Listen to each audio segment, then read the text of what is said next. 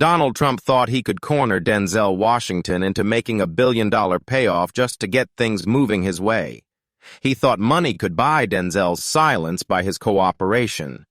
But Denzel Washington doesn't play those games. He doesn't bow to backroom deals. And in a few moments, Trump's entire scheme would collapse live in front of millions. What Denzel was about to say would silence an entire nation. This wasn't politics. This was a reckoning. On August 3, 2025, Washington, D.C. sweltered under a brutal heat wave, but the real tension was political. The city buzzed with unease, holding its breath. Denzel Washington stood by his office window, his gaze piercing, watching a capital that had lost its moral compass. News broke.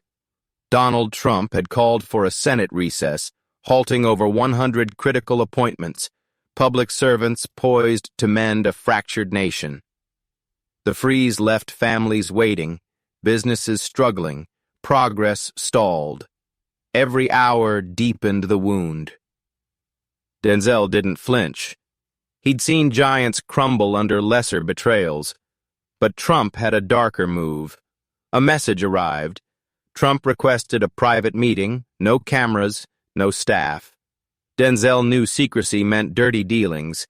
Still, he agreed, believing in confronting a man face to face before dismantling his schemes. In a cold, dim room, Trump sat, his swagger unmistakable. "Denzel," he said, voice oily, "this Senate freeze? I can fix it. Your people confirmed. Easy."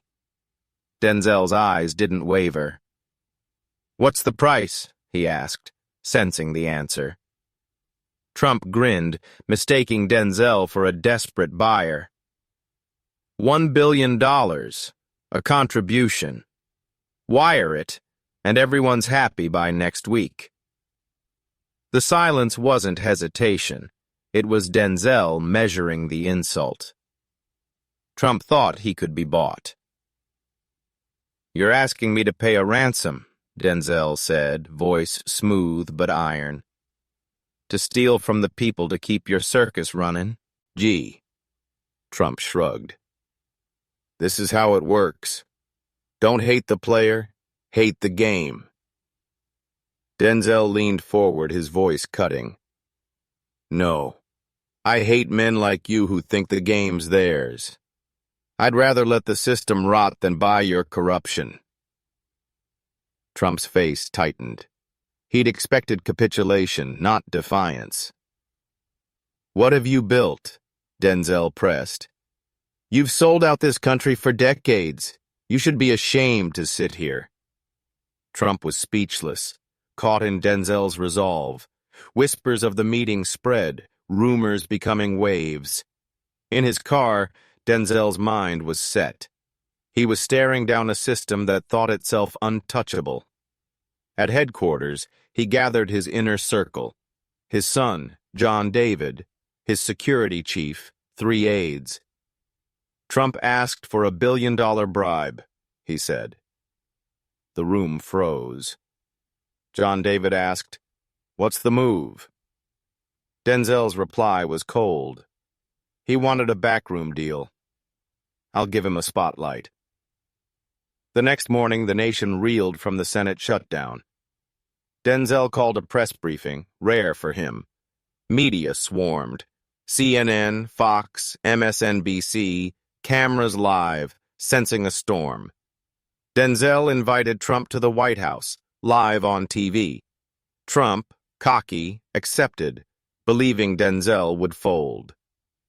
In the East Room, under flashing lights, Denzel stood at the podium, flanked by documents and a glowing screen. Trump grinned, clueless. Denzel didn't.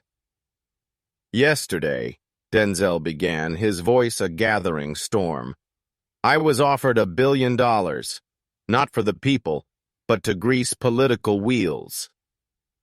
Gasps echoed. Trump's grin faded.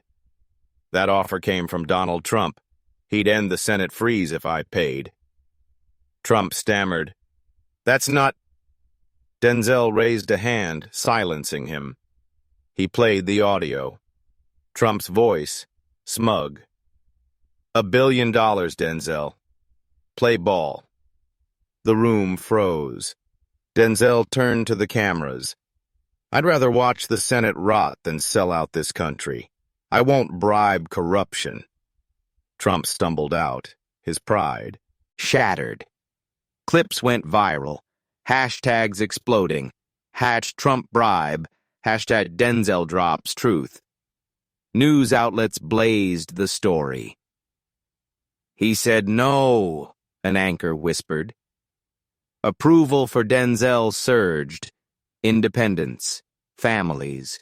The workers saw dignity, not just defiance. People wept, not in anger, but hope.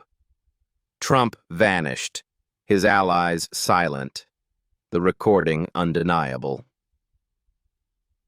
At home, John David watched with Denzel. You did right, Dad, he said. Denzel replied, It's about honor. They forgot. We'll remind them. Journalists uncovered Trump's past, decades of corruption. In Harlem, a school teacher's video went viral. Trump stole from us. Denzel stood up. Letters flooded Denzel's office. Thank you for not selling us out. Denzel released evidence. Offshore accounts, power abuses tied to Trump. A woman in Ohio posted, This is courage. He loves his country more than himself. Senator John Thune, behind the recess, stayed silent, realizing he'd bet wrong. Denzel hadn't named him, yet. On the South Lawn, Denzel spoke to millions, no script. They think you're too tired to fight. They think $1 billion can buy me. I'm not for sale. In Arkansas, a Marine whispered, He chose us. Crowds gathered, crying in gratitude. A letter from Elijah, an 11-year-old, read, You're my hero. Denzel visited him quietly, saying, Your letter meant everything. A leaked video of Trump's bribe spread. They'll never know. Denzel's reply, Not a chance. America roared. By August 5th, trucker convoys rolled, banners reading, We roll with Washington. Crowds waved, united by hope. Denzel read a letter from David, a single father. You reminded me we're not forgotten. That night, Denzel spoke again, no script. I made a promise. I'll never betray you. Candles lit windows nationwide, a silent vow.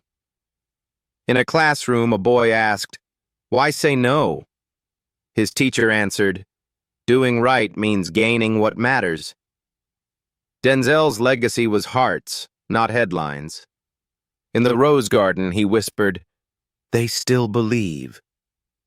This wasn't the end. It was the beginning.